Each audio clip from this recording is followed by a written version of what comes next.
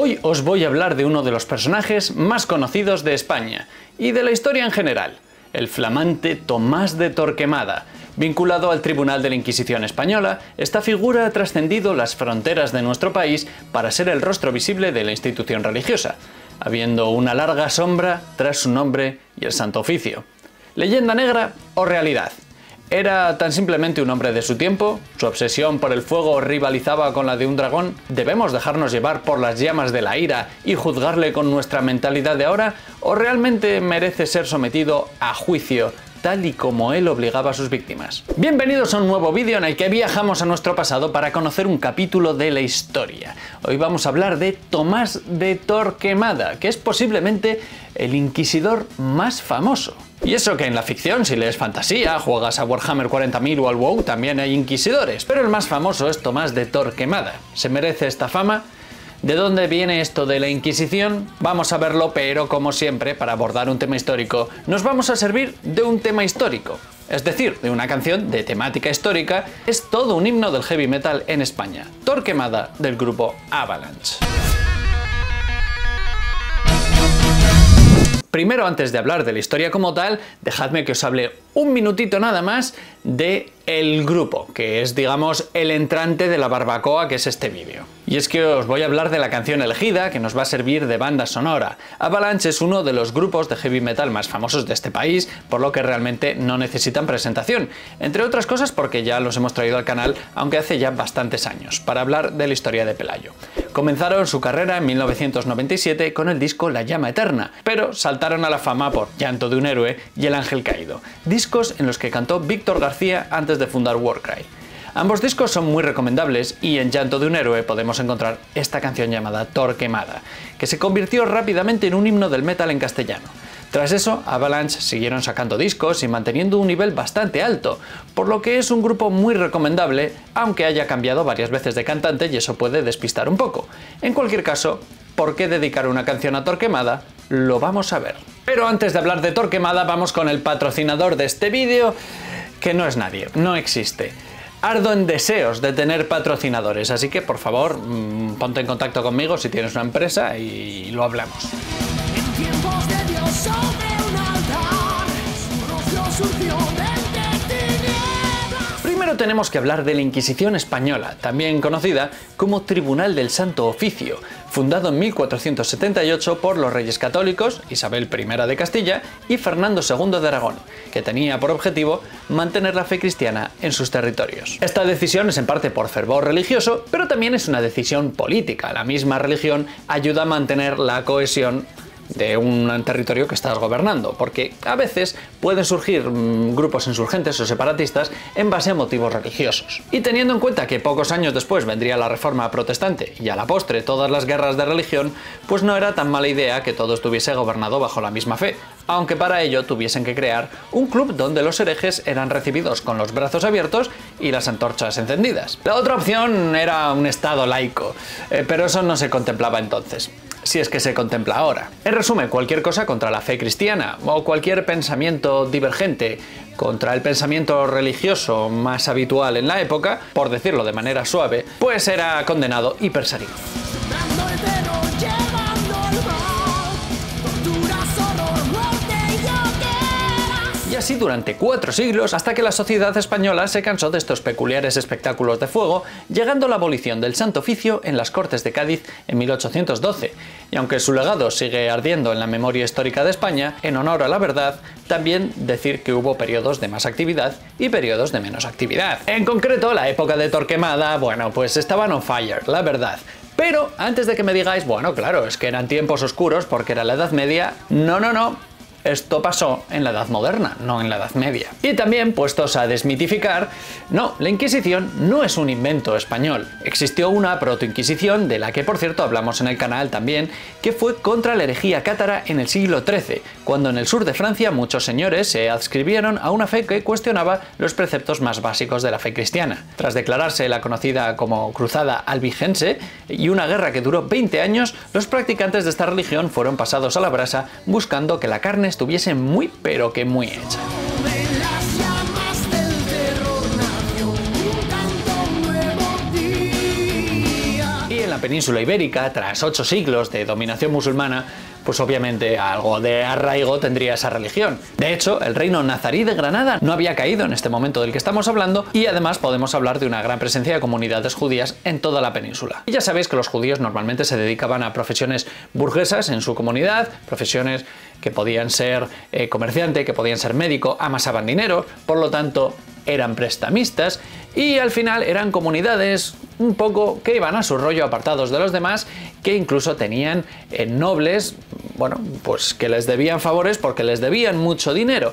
Fueron objeto de muchas supersticiones y de persecuciones, de pogromos. Tanta diferencia cultural generaba muchas tensiones sociales y a veces se calentaban y se resolvían las diferencias a guantazos en muchas ciudades. Por lo tanto, hubo conversiones masivas. Se cree que hasta 400.000 personas, algunas más o menos sinceras, cambiaron de religión. Además de causas religiosas y de cohesión dentro de los territorios gobernados, pues bueno, lo cierto es que también te podías quitar personas molestas de en medio que tenían, digamos, a sueldo, o por lo menos tenían dominados a ciertos señores locales, y además pues la Inquisición podía aumentar el dinero de la corona gracias a expropiar a las personas que estaban juzgando.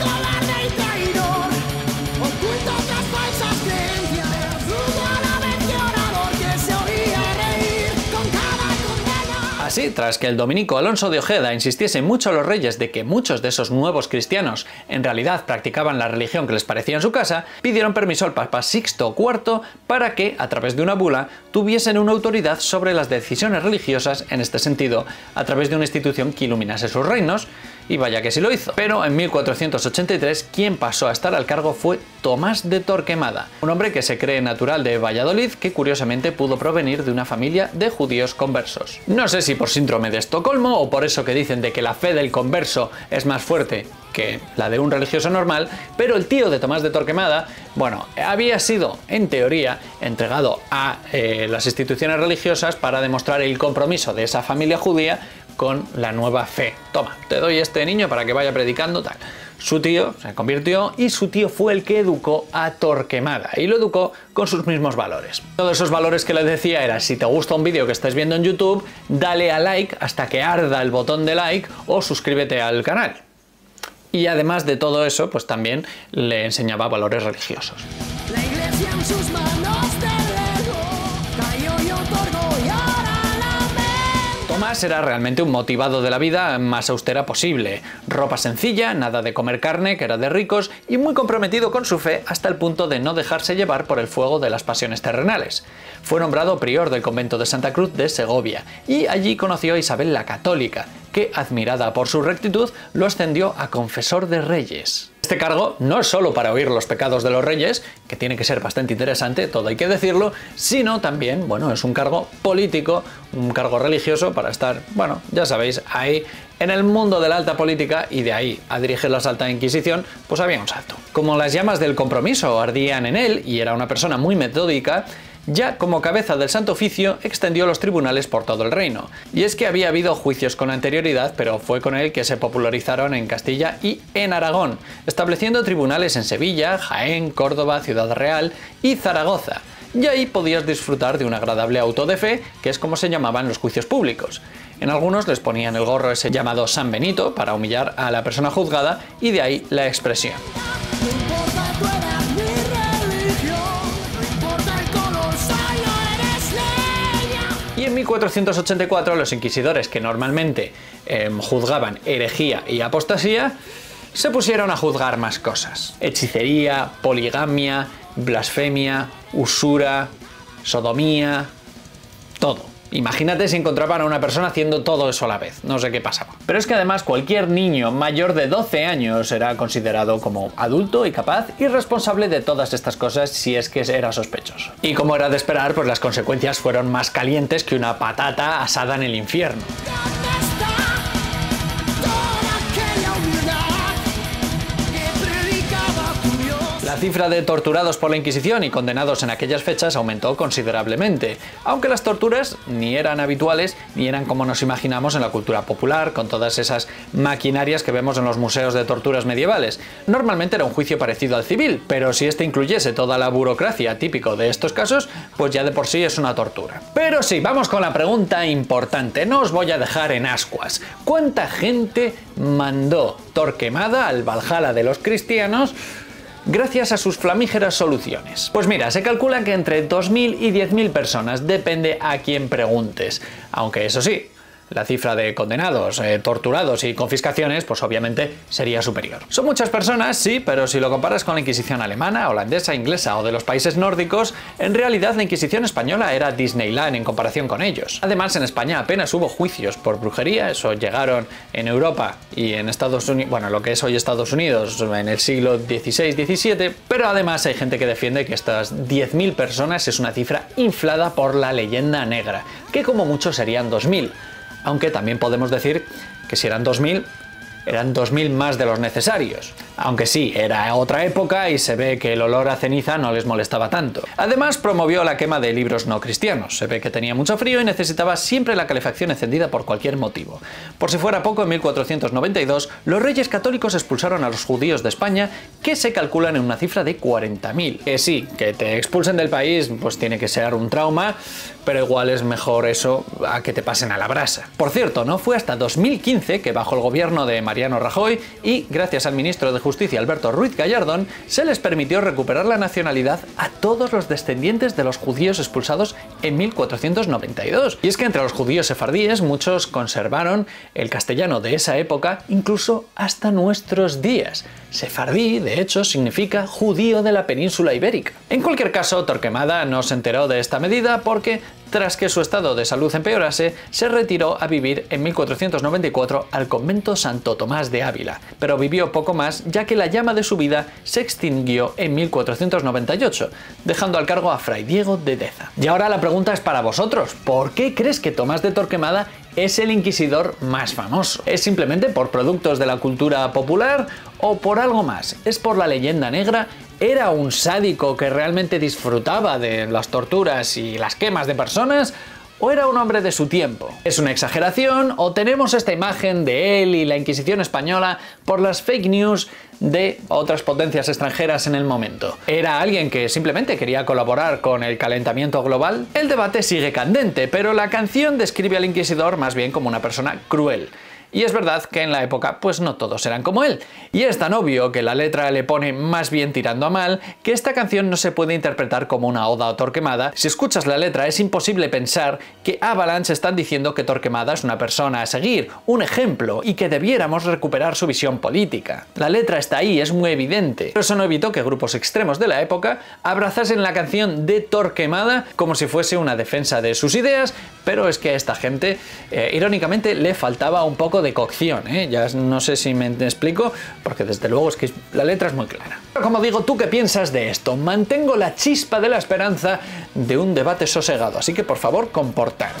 La historia recuerda el error, responder ante Dios, ante vuestra conciencia. ¿Quieres que te cuente más historias trayendo música, series, videojuegos o películas? Pues ya sabes, hazte Patreon, una vez al mes podemos elegir el tema que traemos al canal. También puedes apoyarme compartiendo este vídeo entre gente que sepas que le gusta Avalanche, entre gente que sepas que le gusta esta historia, la historia de la Inquisición, o gente que sepas que le gusta la barbacoa. Y ya sabes, sígueme en las redes sociales para enterarte de qué voy a traer al canal y, de verdad, muchas gracias por ver este vídeo. Muchas gracias en especial a los Patreons que veis en pantalla, ellos son los que más aportan para que el canal se mantenga a flote. Ardo en deseos de que os vaya estupendamente. También puedes apoyar mi canal comprando mi primera novela, La calle de las mentiras, disponible en amazon.es y .com, y mi libro Cultura Geek, de divulgación. Muchas gracias y nos vemos próximamente.